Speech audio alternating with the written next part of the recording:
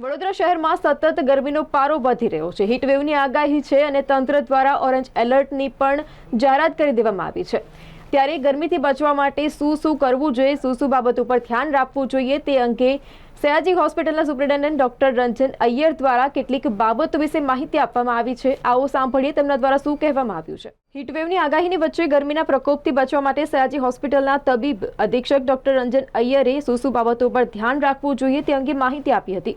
Doctor Ranjan Iyer તબીબ અધ્યક્ષ સયાજી હોસ્પિટલના તેમના દ્વારા નોંધનીય છે કે ગરમી વધવાના કારણે વડોદરામાં ગઈકાલે 5 જેટલા વ્યક્તિઓ મૃત્યુ નીપજ્યું હતું। હાર્ટ એટેકના કારણે સાથે જ જે ગરમીનું પ્રમાણ વધી રહ્યું છે તેના કારણે આજે પણ વાત કરીએ તો આજે પણ 3 જેટલા શંકાસ્પદ મોત નીપજ્યા છે। હવે ગરમીનાથી શું બચવું જોઈએ, કેવી રીતે બચવું જોઈએ તે અંગે તેમના દ્વારા માહિતી આપવામાં આવી હતી।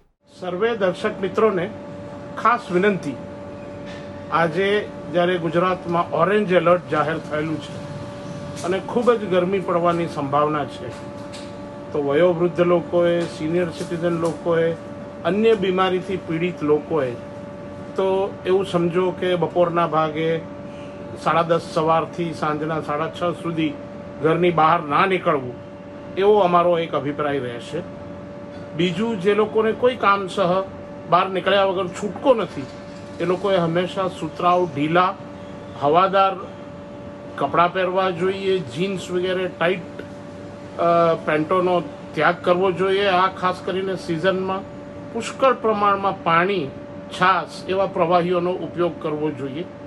એવરેજ આ સિઝનમાં માણસને એવું સમજીએ તો લગભગ 1 કલાકમાં 750 થી 800 ml જેટલા પ્રવાહીની જરૂરત હોય છે, જે આપને આ ખૂબ જ ઉષ્ણ વાતાવરણમાં ડિહાઇડ્રેશનથી બચાવી શકે। માથે ટોપી પહેરવી જોઈએ, બને ત્યાં સુધી છત્રીનો ઉપયોગ કરવો જોઈએ કે સીધા તાપથી બળી શકાય। કોઈ કામ ધંધો કરતા હોય તો વૃક્ષની નીચે કે કોઈ છાંયડાવાળા ભાગમાં આ કામ ધંધો આપણે કરીએ એ વધારે હિતાવહ છે। ખુલ્લા તાપમાં આકાશના સીધા તપતા સૂર્યની નીચે રહેવું બિલકુલ હિતાવહ નથી। હીટ સ્ટ્રોક અન્યથામાં ચક્કર આવવા, બેચેની થવી, ગભરામણ થવી, આ પ્રકારની બધી ફરિયાદો રહેતી હોય છે। તરત જ ડાક્ટરની સલાહ લેવું ઉચિત છે। અન્ય બીમારીઓથી પીડાતા લોકોએ ખૂબ જ સાવચેત રહેવાની જરૂર છે। બસ થોડા દિવસનો મામલો છે દોસ્તો, પછી તો વરસાદના અમી છાંટણા થશે અને આ ઇન્ટેન્સ ગરમીથી આપણે મુક્તિ પામીશું। જય જય ગરવી ગુજરાત, જય હિન્દ।